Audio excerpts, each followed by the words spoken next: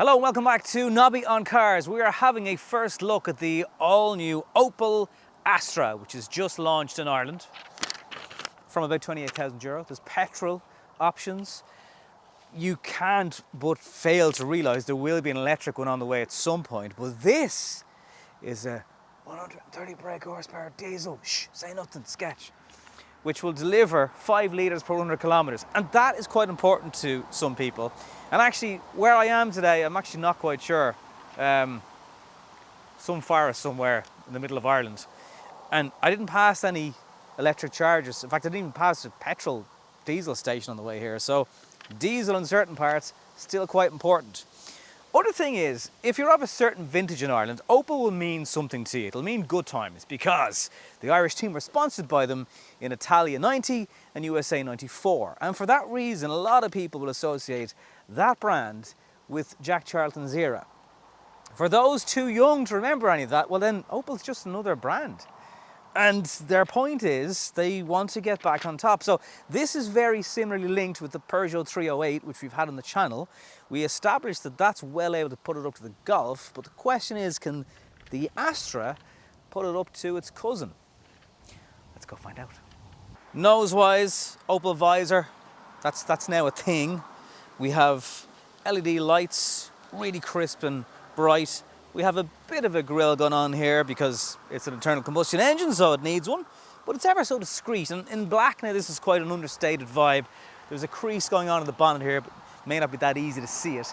The back though, well, that is a bit of a different vibe because, well, first of all, these red claw style cuts into the back of the car, they look lovely, as is your Astra spaced out logo.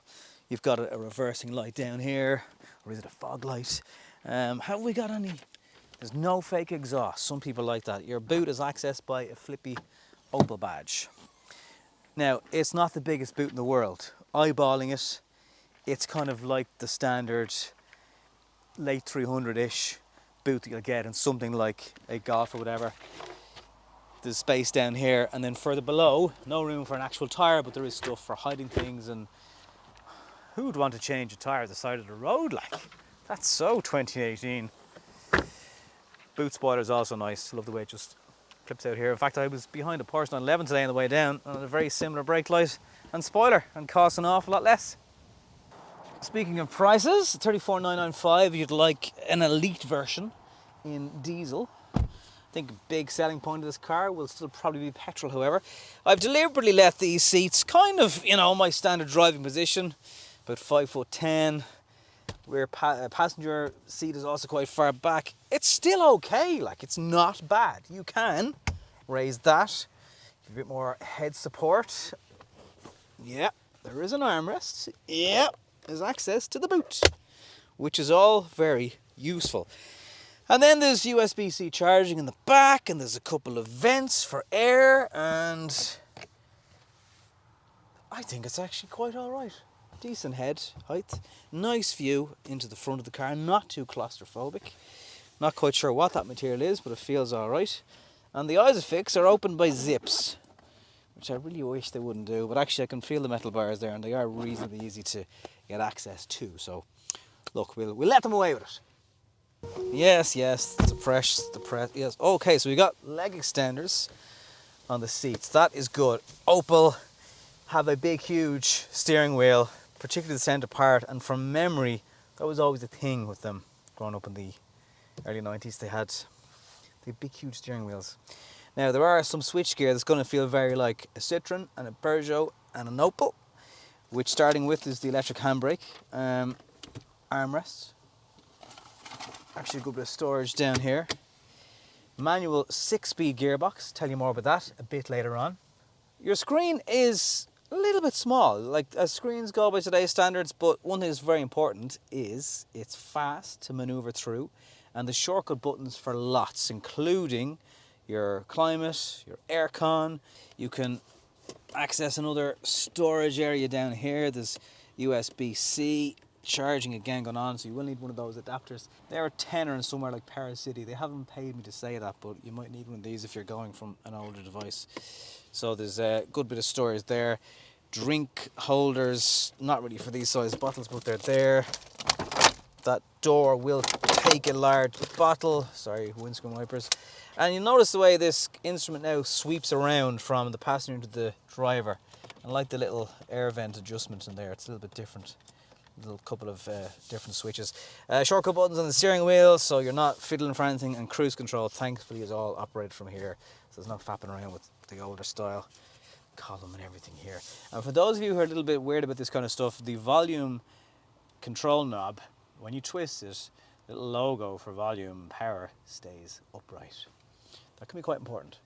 Before I go for a spin today, just some other bits. So the SC, SRI and Elite trim in this Astra version.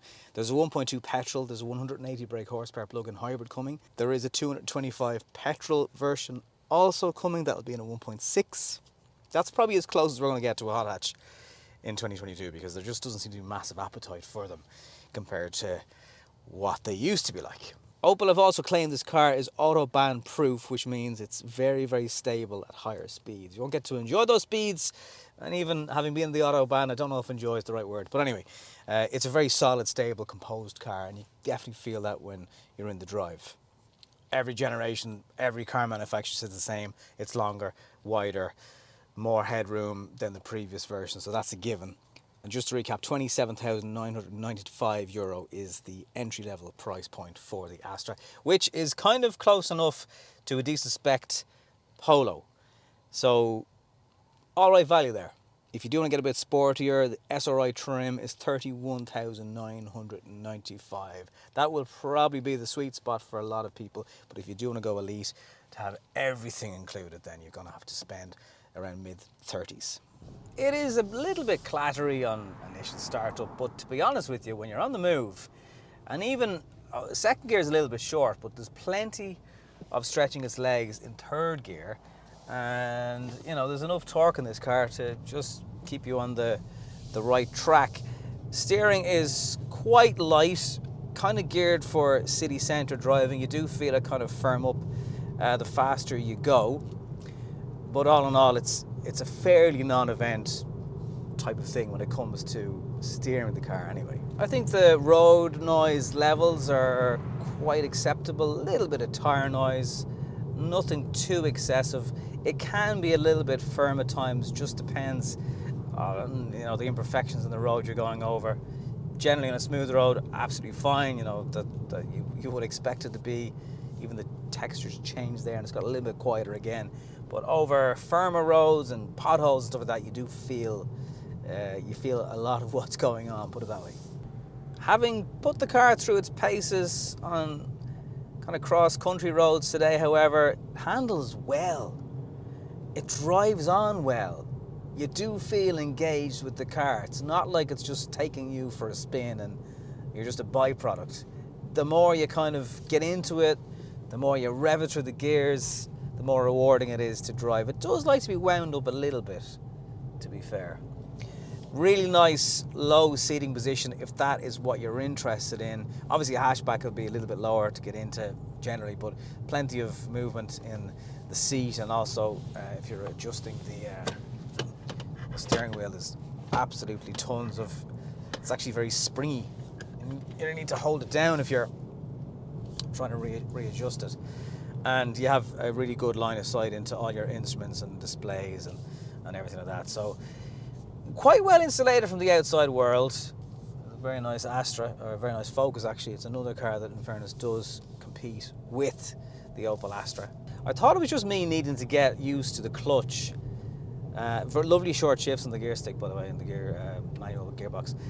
But it is actually, it's a little bit jumpy at lower speeds, and maybe that's just me in the clutch, maybe it's not everybody in the clutch, but that's one thing I just noticed today when I initially started driving the car, but equally there when I was slowing down for a busy junction, I was like, why is this car so jumpy? Is there kangaroo diesel on board? But really, once you're on the move, you don't hear that diesel engine. They've done a great job at keeping that clatter from up front just out of your earshot. It's gone. And I'm doing 55 kilometers an hour, so it's not like the car is really ploughing along. That's very, very impressive. Plenty of low down torque as well, if you like that in your diesel engine, so you got enough for overtaking, but you never really need to stress the car out too much in terms of trying to pick up a bit of speed.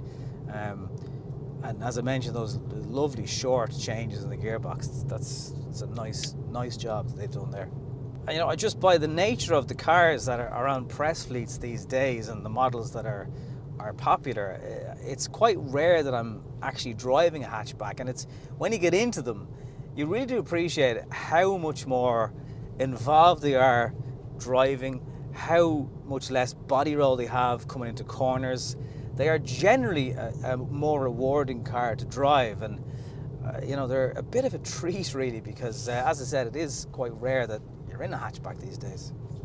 I reckon you'd easily get 4 litres, 4.5 litres per 100 kilometres if you were doing longer motorway runs. This is kind of short cross-country runs, as I was saying.